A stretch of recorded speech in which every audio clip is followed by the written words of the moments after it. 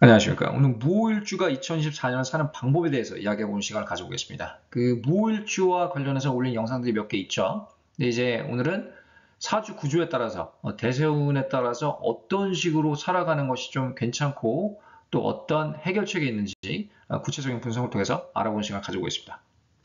네, 무호일주 갑진년입니다. 이 큰 그림으로 봤을 때는 아무래도 직업적인 변화, 성장의 핵심이라고 볼 수가 있겠습니다.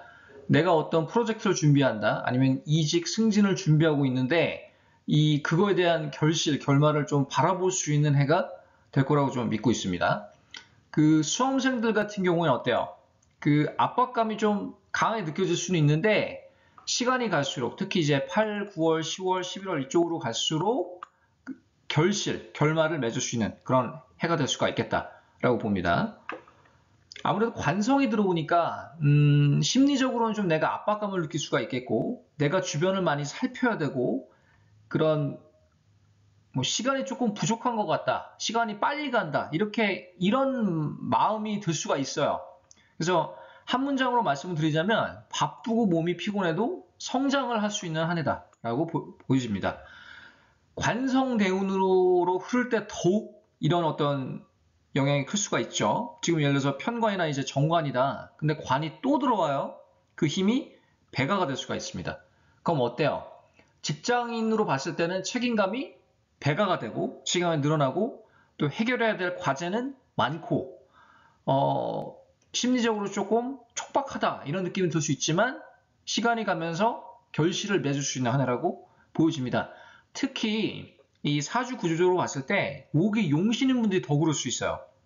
목이 용신인 경우에는 그 작용이 이 관의 뚜렷한 작용이 더 드러날 수가 있겠습니다. 마인드적으로 봤을 때는 한번 해보자, 할 수 있다, 이런 화이팅 기질이 어때요? 올라가는 해라고 보여집니다. 그 두 가지 케이스 한번 가져와 봤는데, 첫 번째는 무호, 을사, 임신해요. 식신생재되고 지금 정관, 을목이 있고, 뭐 괜찮은 구조입니다.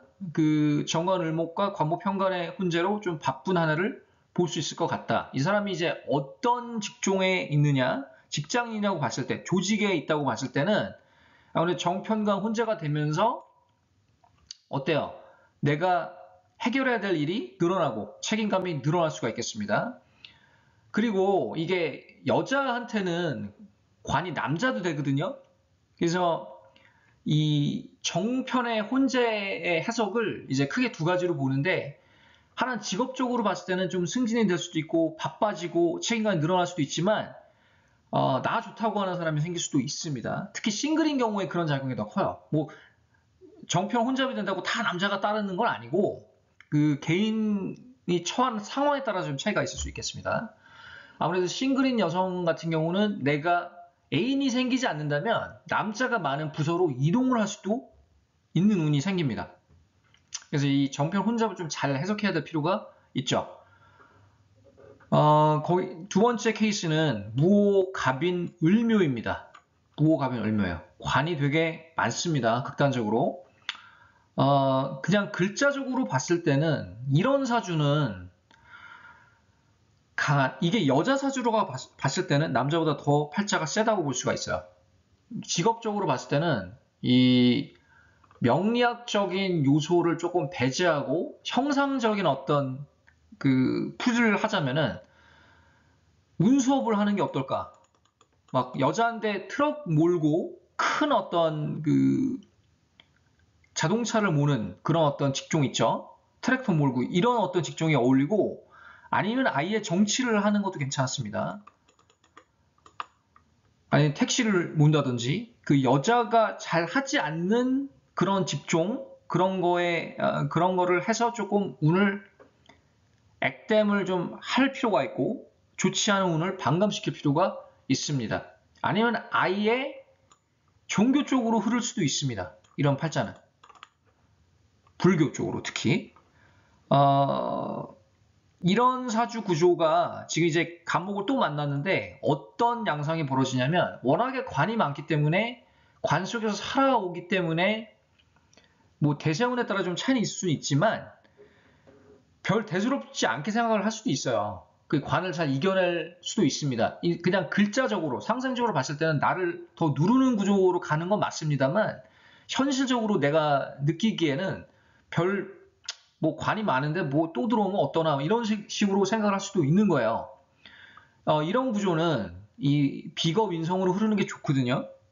아무래도 나를 좀 보완시킬 수가 있으니까, 커버할 수가 있으니까. 그렇지만 기능적으로 봤을 때, 이 커리어적인 기능적으로 봤을 때는 식상도 괜찮습니다. 근데 식상으로만으로는 조금 힘이 빠지는 구조로 가기 때문에 좀 부담이 되고, 식상으로 흐른다면 조금 비겁 인성도 같이 따라줘야 될 것 같아요.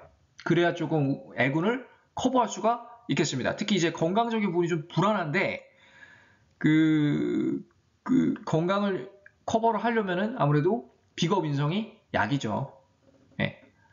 저희 무을주의 갑진년 큰 변화의 핵심은 뭐냐면 이 직업적인 변화이다. 성장이다. 수험생들은 압박감이 강하면서도 결실을 맺을 수 있는 해고, 그 건강적인 측면 좀 주의해야 될 필요가 있죠. 아무래도 몸이 좀 피곤하고 바빠진다라는 느낌, 그런 느낌이 많이 생길 수 있습니다. 하지만 반면에 한번 해보자, 나도 할 수 있다라는 마인드가 강해질 거라고 믿고 있습니다. 그래서 오늘은 무을주의 갑진년 그 운세 흐름에 대해서 이야기해봤고요. 다음에 또 다른 주제로 찾아뵙겠습니다. 감사합니다.